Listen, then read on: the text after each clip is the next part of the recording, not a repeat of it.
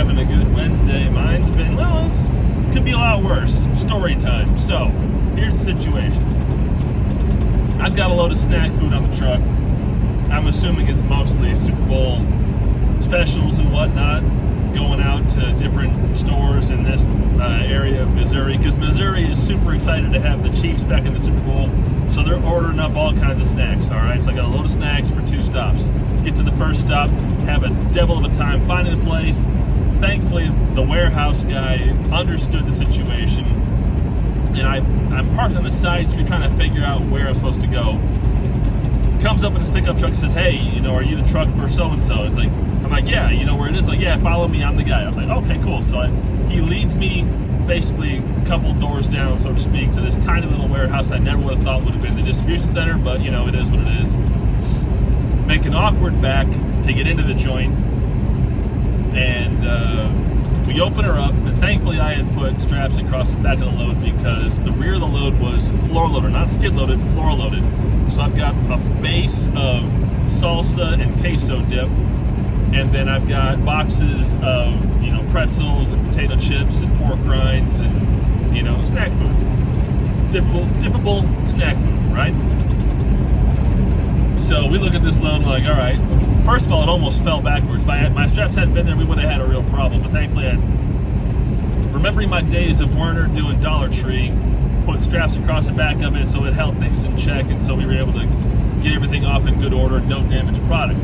Awesome times. And I pitched in and I helped because I knew this was floor load all the way through.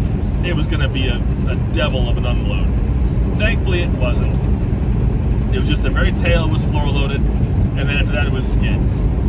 So we got along, and all of a sudden MoDOT shows up, Missouri Department of Transportation road crew, and they say, "Hey, we've got to dig a trench across your driveway. We got to pull this old drain pipe out because it's rotted, and we got to do it today, or you got to wait 6 to 8 months for us to do this." And the MoDOT guy, I got to give him credit. The crew lead was real nice, real professional, but he made his point very clear. He said, "This is a 3-hour job. If we start now, you're locked into this dock for 3 hours." So he even talked to me and the warehouse guy. He says, "If we start now, you are stuck here for 3 hours. We can't have you coming through our work zone, and we're not going to be able to let you out of our work zone because we got to trench down a couple of feet and to get this pipe pulled out and then put the new one in and then gravel it. So it's going to be a 3-hour job once we start." And I was like, okay, that's a problem because I got to get to this next stop and it's 2 hours away, and I really can't be locked in here for 3 hours because I'll miss my appointment time. It's like, okay, well, this is the situation. This guy is saying, it's going to take you so much time to get unloaded. And I was like, all right, I'm going to pitch it. I'm going to help get this load off the truck. Can you give us 45 minutes to get unloaded? He said, okay, 45 minutes. If you're not done by the top of the hour, we got to start because I got to get these guys moving. I can't have these guys sitting here all day waiting for you to get out of here because we got to get this going. Otherwise, we got to come back and it's going to be 6 to 8 months. It's like, okay, 45 minutes. If we hit the buzzer, we're good. If we don't, well, I'm here for 3 hours. It's like, okay, it's a deal.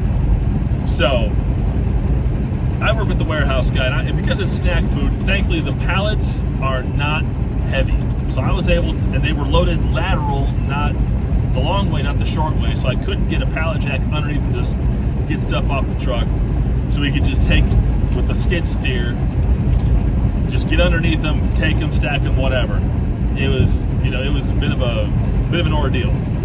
But I was able to lever some of these skids out, just kind of squeak them out there, turn them, get the pallet jack underneath them, get them out onto the dock so he could take them and move, because he had to drive through the warehouse and take them out to another part of the lot so we could stage them, then he could sort them out later on. So, and it was taking him a while because it was just the one guy. They only had one guy there to do this whole thing. And he had 3/4 of the truck was for this little warehouse. So we were at the buzzer, and as soon as we're taking the last skid off, to get things buttoned up, MoDOT's coming across the gate, and I go out to him and say, "Look, we're right at the buzzer.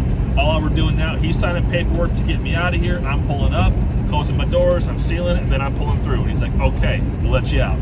He's like, all right. And, you know, we exchanged pleasantries because, again, the MoDOT guys were real nice. They could have been jerks and said, no, we got to start now because we got to get from here, we got to get to another job. So it's either you're just stuck. We don't have to wait for you. We're starting because this is, you know, this is a public works job. We got to get this going. But they were real nice, real professional, and I got to tip my hat to them because they could have trapped me. They didn't. They were real nice. And, you know, I did my part. I got out of the truck, got off my backside, and I made sure we got that freight off the truck in good order so that, you know, I could get myself out of there. Because you never know with these loads, what should be quick on, quick off could turn into a, you know, 3-hour ordeal like that. Stuff can get crazy, and the skid can tip over, something can break, you know. But everything came off the truck in good order, and I got out of there. Obviously, because I'm driving now to my next delivery. So clearly, it's a happy ending story. But the moral is, sometimes we drivers just got to get out of the truck and do our part, you know. And you know, my experience, my first driving job with Werner was Dollar Tree floor load freight. I mean, I'm blessed whenever I had skids I could get off the truck, just roll them off onto a dock, but those were rare. Everything had to get broken down and run down rollers out of those trailers to, you know, into the back of a building. No real dock, no real receiving area, just a couple of doors. And then me with some rollers that I stacked on, you know, soda crates, milk cartons. But we got it done. We got it done, and that's the important thing, because now I can get my next delivery, hopefully get them off the truck early, get my next load going, get on towards the weekend. And also, as a side note, if you're in these situations and something's got to happen in front of your truck and they're going to trap you, work with the guys. Don't scream at them. Don't yell at them. Your dispatch can't do anything. It's public works. You got to deal with them yourself. You got to be professional. You got to be polite.